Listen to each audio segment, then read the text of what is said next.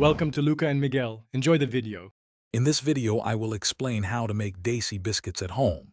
First, ensure you have all your ingredients ready for a smooth baking process.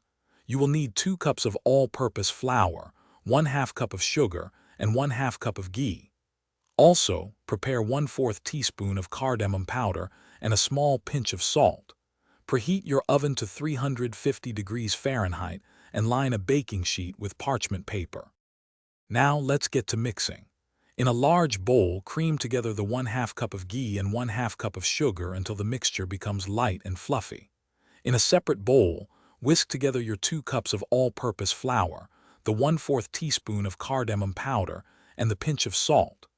Gradually add these dry ingredients to the creamed ghee and sugar, mixing gently until a soft dough forms. Remember, do not overmix the dough. Next, it's time to shape your biscuits.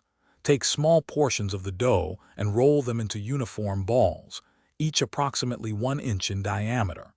Gently flatten each ball slightly with your palm or the back of a fork to create a classic biscuit shape.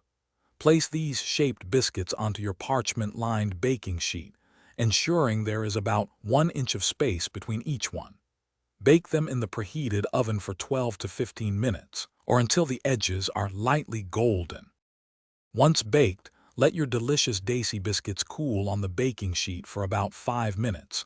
They will be delicate when warm. After 5 minutes, carefully transfer them to a wire rack to cool completely. This ensures they become perfectly crisp. Store your cooled biscuits in an airtight container at room temperature, where they will stay fresh for up to 7 days. And for more great tips, check the description below for a link to a book that can truly change how you think about money, plus other exclusive deals. Thanks for watching and please subscribe. It's the best investment you'll ever make.